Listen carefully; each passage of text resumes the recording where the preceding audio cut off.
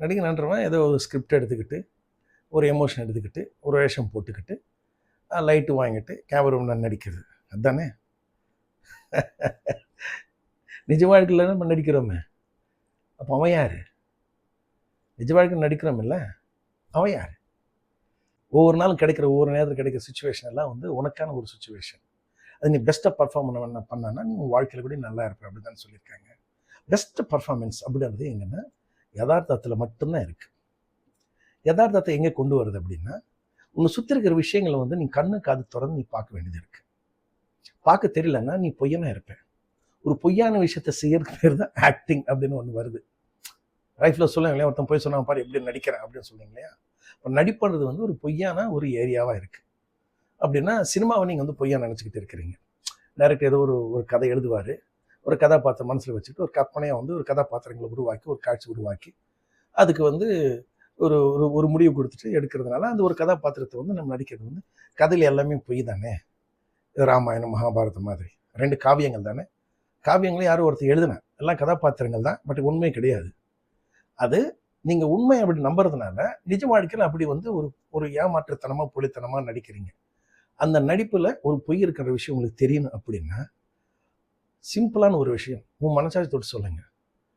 உனக்கு கண் இருக்கு, பார்க்குறீங்க, அந்த உள்வாங்க முடியுதா? காது இருக்கு, கேட்குறீங்க, கிரகிக்க முடியுதா? இல்லை இல்லை. நீ ஒரு கலைஞனை மாறணும்னா உங்கள் கண்ணு காது வந்து ப்ராப்பராக உபயோகப்படுத்தணும். கொஞ்ச நேரத்தில் வந்து நீ பார்த்தது உடனே மறக்கிறேன், கொஞ்ச நேரத்துக்கு கேட்டது உடனே வந்து மறக்கிறேன் அப்படின்னு என்ன அர்த்தம்? நீயாக இல்லவே இல்லை, நீ எங்கே அவுட் ஆஃப் ஃபோக்கஸாக இருக்க. அதனால தான் உண்மையில் இருக்கிற யதார்த்தத்தில் இருக்கிற ஒரு உண்மையான விஷயத்தை உங்களால் எடுக்க முடியல. அதனால தான் நடிக்கணும் வரும்பொழுது தான் நீங்கள் பயப்படுறீங்க. அப்படின்னு என்ன அர்த்தம்? உன்னை சுற்றி இருக்கிற மிகப்பெரிய ஒரு நாலேஜை உங்களால் வந்து பார்க்க முடியாமல் கிரகிக்க முடியாமல் எல்லாத்தையும் தொலைச்சி போகிறதுனால உன்னால் எதுவுமே செய்ய முடியல. உனக்கு சினிமாவிலும் தோல்வி, வாழ்க்கையிலும் தோல்வி தான்.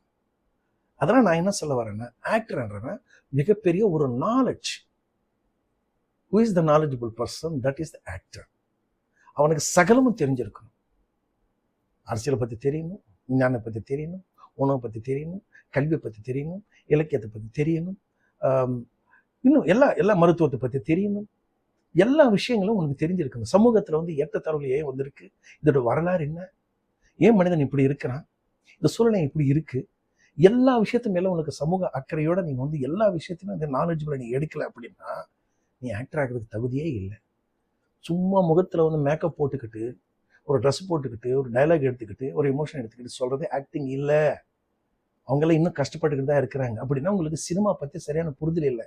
அது மிகப்பெரிய ஒரு இண்டஸ்ட்ரி, ஒரு டெக்னிக்கல் நாலேஜ் இருக்கிற ஒரு மிகப்பெரிய ஒரு ஏரியா. அந்த ஏரியாவுக்கு போனோம்னா உங்களுக்கு அரசியல் பற்றி தெரிஞ்சிருக்கணும், இலக்கியத்தை பற்றி தெரிஞ்சிருக்கணும். இந்த 2 தெரிஞ்சாலும் போதும். அதில் எல்லாமே அடங்கியிருக்கு. உணர்வுகளுடைய ஆழத்தை புரிஞ்சுக்கணும்னா நீங்கள் வந்து புத்தகத்தை படிக்க வேண்டியது இருக்கு. சமூகத்து மேலே உனக்கு கோபம் வரணும், ஒரு அக்கறை வரணும்னா அரசியலை பற்றி தெரிஞ்சுக்க வேண்டியது இருக்கு. என்ன நடந்துகிட்டு இருக்கு, அப்போதான் உன் கதாபாத்திரத்தின் மூலமா அது வெளிப்படுத்துறதுக்கு வந்து ஒரு பவர்ஃபுல்லான டூல் உனக்கு கிடைக்கும். A tool mean is the subject. ஒரு நல்ல பர்ஃபார்மர் பண்ணணும் அப்படின்னு நீங்கள் நினச்சிங்கன்னா ஒரு நல்ல சப்ஜெக்ட் தேர்ந்தெடுங்க, ஆட்டோமேட்டிக்காக நல்ல பர்ஃபார்மன்ஸ் வரும்.